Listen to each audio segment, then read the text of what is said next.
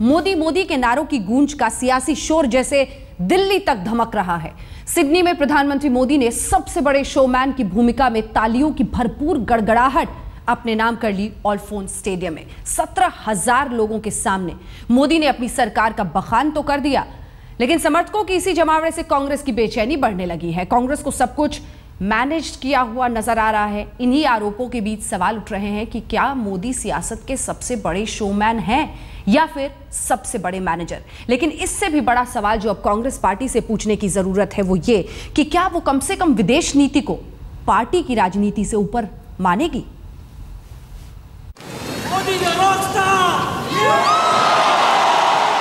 विदेशी धरती पर प्रधानमंत्री नरेंद्र मोदी का मेगा शो अमेरिका में भी हिट था, ऑस्ट्रेलिया में भी हिट रहा।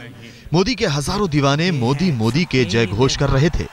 सिडनी के ऑलफोन्स एरिना में करीब 17,000 लोग प्रधानमंत्री को सुनने के लिए इकट्ठा हुए थे। प्रधानमंत्री का भव्य स्वागत हुआ। ये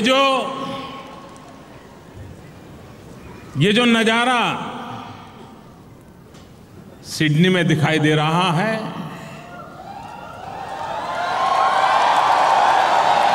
ये नजारा पूरे हिंदुस्तान को आंदोलित कर रहा है। प्रधानमंत्री नरेंद्र मोदी सीधे संवाद के लिए जाने जाते हैं। पहले भी दिल खोल कर बोलते आए हैं। सिडनी में भी वही हुआ। एक एक कर पिछले 6 महीने में सरकार का हर फैसले लेने की वजह, यहां तक कि फैसले लेने की प्रक्रिया और उसकी पूरी कहानी भी लोगों को सुनाई। दोस्तों, पिछले 68 इयर्स में एक साल में औसत 1 करोड़ बैंक अकाउंट खुलते थे, 10 मिलियन। हमने ठान ली कि काम करना है। लास्ट 10 वीक में 71 मिलियन बैंक अकाउंट खुल चुके हैं।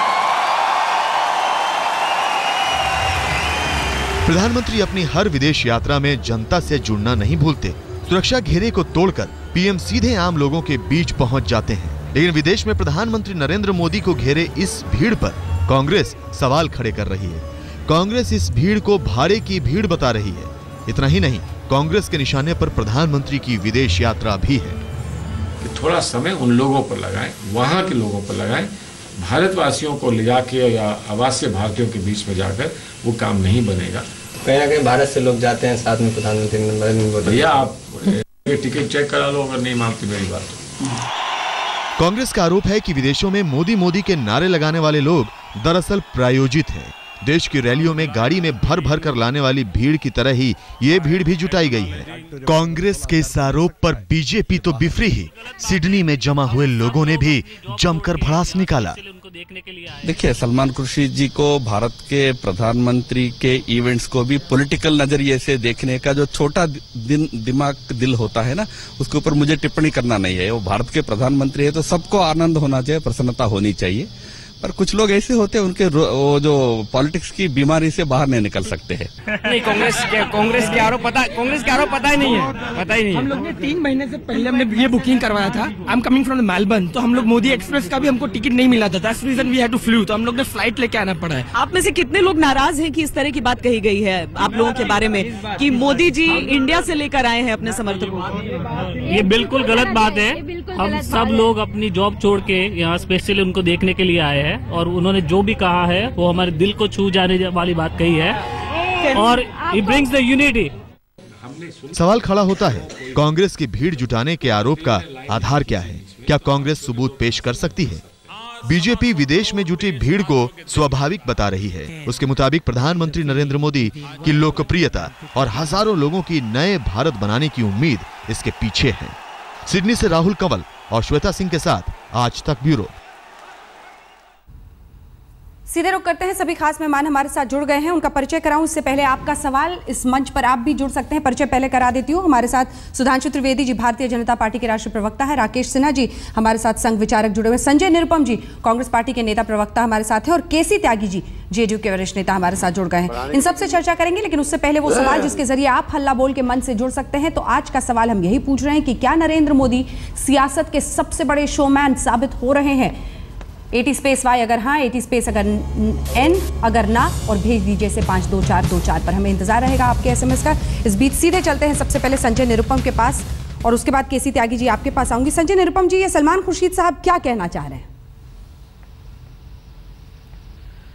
नहीं, सलमान खुर्शीद साहब ने जो कहा उससे पहले जो आपने सवाल रखा है लोगों के सामने या अपने दर्शकों के सामने, उस सवाल का जवाब मैं देना चाहूंगा। ठीक है, ये बात सही है, नरेंद्र मोदी पिछले 8-9 महीने से, जब से उनको प्रधानमंत्री पद का उम्मीदवार बनाया गया है, तब से वो शोमैनशिप में लगे हुए हैं।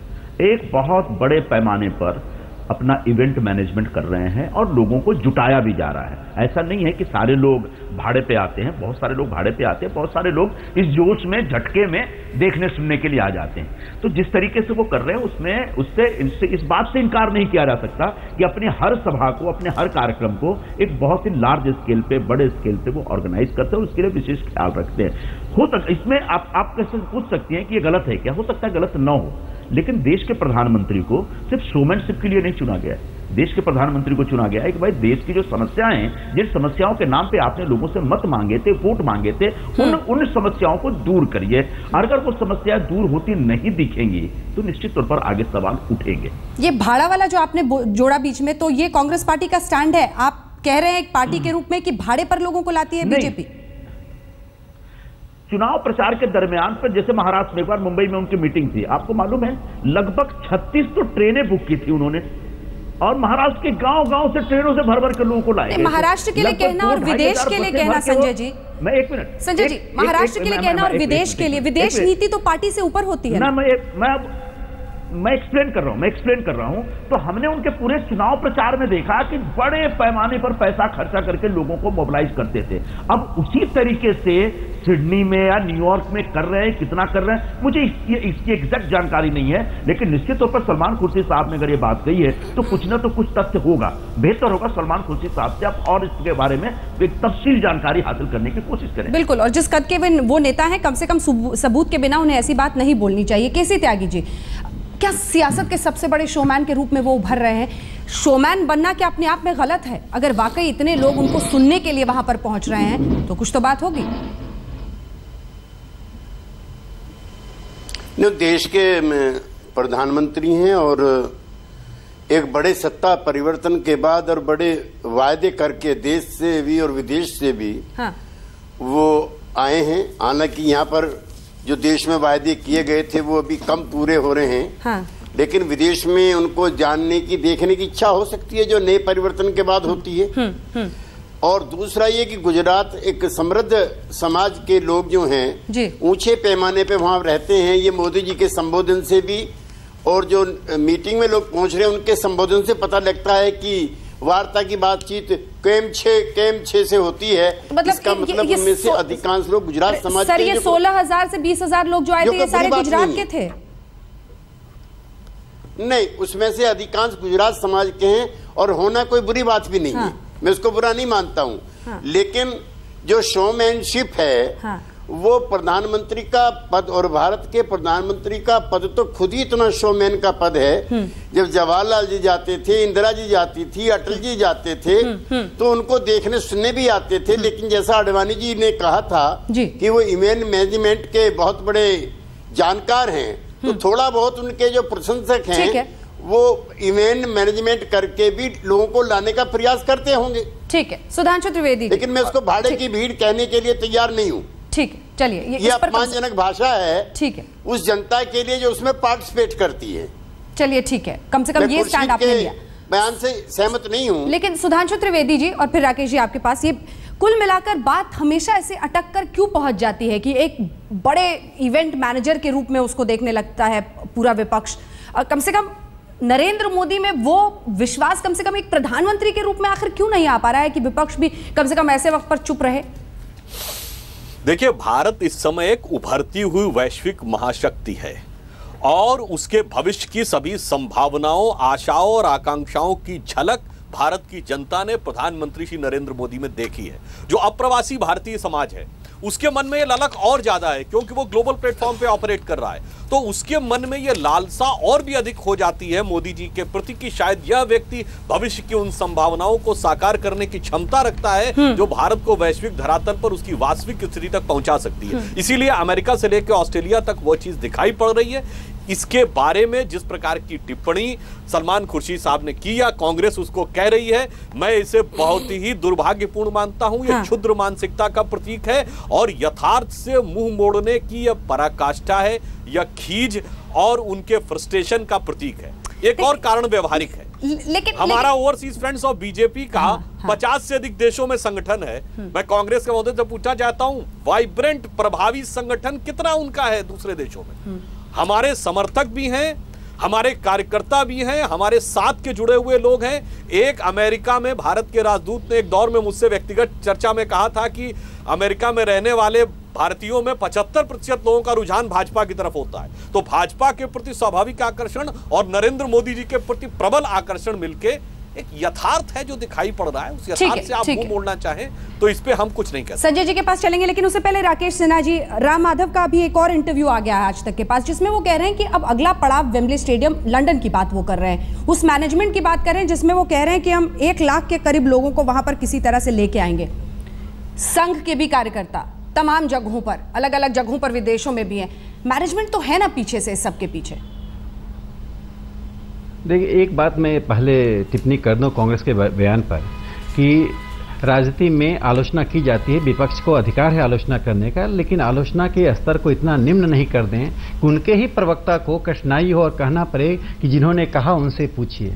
ये सलमान खुर्शीद वही हैं जिन्होंने नरेंद्र मोदी को नपुंसक शब्द कहा था। बाद में पार्टी को कई तरह के नपुंसक की परिभाषा देनी पड़ी थी। मेरठ में जब नरेंद्र मोदी की भीड़ आई तो कहा गया जुटाया गया भीड़ है। देखिए, लोकतंत्र का अपमान आपने कर लिया, देश के अंदर चलता है, लेकिन देश के बाहर जब व्यक्ति गया, चाहे जवाहरलाल नेहरू हो, इंदिरा गांधी हो, नरसिम्हा राव हो कि नरेंद्र मोदी हो, ये देश के प्रधानमंत्री हैं। यह लोकप्रियता देश के प्रधानमंत्री की लोकप्रियता है, आप बर्दाश्त कीजिए। ऑस्ट्रेलिया में कोई कांग्रेस और भारतीय जनता पार्टी की कॉन्स्टिट्यूंसी नहीं है जहां चुनाव होने वाला है, भीड़ वहां आ गई तो आप चुनाव हार जाएंगे। और जिन लोगों ने ऐसा कहा वे उन लोगों का अपमान कर रहे हैं जो प्रबुद्ध लोग भारत से बाहर रह के भारत के बारे में सोचते हैं। लेकिन 2 बात मैं इसमें जोड़ना चाहूंगा, ऐसी भीड़ क्यों आ रही है। एक तो यह, जिस रूप में भारत को लोग देखना चाहते थे वैचारिक स्तर पर, आर्थिक स्तर पर, सांस्कृतिक स्तर पर, उस रूप में भारत नीचे गया। बाकी देशों में भारतीय मेहनत करते थे, देश का अपमान उनको सहना पड़ता था। आज उस देश को सम्मान दिलाने वाली विचारधारा, व्यक्ति और पार्टी जब वहां पहुंच रहा है तो लोगों में स्वाभाविक स्वस्फूर्त उसमें एक आनंद का अनुभव है। उस आनंद का प्रतीक है कि नरेंद्र मोदी को देखने आ रहे हैं। सर, अब मेरे सवाल का जवाब त्यागी जी ने बहुत अच्छी बात जी, मैं ये कह रहा हूं कि लंदन में आ रहे हैं, जो अभी सुधांशु जी ने भी कहा। देखिए, राष्ट्रीय स्वयंसेवक संघ देश में घुमक्कड़ जातियों से लेकर विदेश में प्रवासियों तक काम कर रहा है। आपको बताऊं, जो लोग आज सऊदी अरबिया में लेबर है, उसके बीच भारतीय मजदूर संघ संगठन करने जा रहा है। तो जो लोग संगठन कर रहे हैं, जो भारतीयों को चिंता कर रहे हैं, उनके पास भारतीय हैं। और ब्रिटेन में भारत का काम है, इससे भारतीय आएंगे। कांग्रेस क्यों नहीं कर रहा, कम्युनिस्ट पार्टियां क्यों नहीं कर रही? मैं कह रहा हूं, देखिए, मैं कह रहा हूं कि जिस संगठन का काम होगा उसको आप मैनेजमेंट कह दें। जिस संगठन का काम होगा उस संगठन में लोग आएंगे। कांग्रेस का काम 10 जनपद के इर्द गिर्द सिमट गया तो लोग क्यों आएंगे? वहां तो देवी पूजा होती है, यहाँ जनता की आराधना होती है। दोनों मंत्र है, हम ट्राइबल की आराधना करते हैं, हम दलितों की आराधना करते हैं। ये तो एकमात्र देवी और एकमात्र रानी की पूजा करते हैं। वही विचारधारा है, वही संगठन है, वही नेतृत्व है। जो पार्टी, मुझे दुख है, मैं चाहता था कि कांग्रेस पार्टी का विशाल आधार रहे। राकेश भाई अब रहने दो, विपक्ष का सिमटना। राकेश भाई अब रहने दीजिए। हाँ, संजय जी जल्दी से। मैं तो रहने दे रहा हूं, मैं तो आपको रहने दे रहा हूं। मैं चाहता हूं आप फैलें, रहने ही नहीं दे, आप फैलें समाज में। अच्छा, देखिए, सबसे पहली बात, सुधांशु जी अपने ओवरसीज भारतीय जनता पार्टी की बात कर रहे थे। मैं उनको याद दिलाना चाहूंगा कि जब संघ पैदा भी नहीं हुआ था ना, तब भी पूरी दुनिया में कांग्रेस पार्टी के संगठन हुआ करते थे। और कहीं बर्मीज नेशनल कांग्रेस, कहीं साउथ अफ्रीकन नेशनल कांग्रेस, कहीं पे ब्रिटिश नेशनल कांग्रेस, इस तरह से काम होता था। वो आगे भी चलता रहा। ऐसा नहीं कह सकते कि कांग्रेस का कोई ओवरसीज ऑर्गेनाइजेशन नहीं है।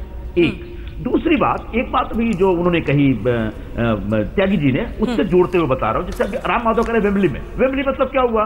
वेम्बली मतलब केन्या और पूरे अफ्रीकन कंट्री से आए गुजराती लोग, जब उन देशों में आजादी हो गई, जो ब्रिटिश नेशनल हुआ करते थे ओरिजिनली, वो सेटल हुए, यहां से जाके गुजराती लोग सेटल हुए। अगर वेम्बली स्टेडियम में कोई गुजराती नेता प्रोग्राम करना चाहते हैं तो बहुत मुश्किल काम नहीं है, और ऐसे प्रोग्राम करके आप देश का कोई बहुत भला कर रहे हैं। मैं ऐसा बुरा कर रहे मैं नहीं कह रहा हूं, लेकिन हिंदुस्तान का बहुत भला, आपकी बातों पर 2 पॉइंट है मेरे, आपकी बातों पर 2 पॉइंट है मेरे। एक पॉइंट ये है, जैसा कि आप कह रहे थे कांग्रेस तब से है, तो उस गौरवशाली अतीत के जरिए कब तक कांग्रेस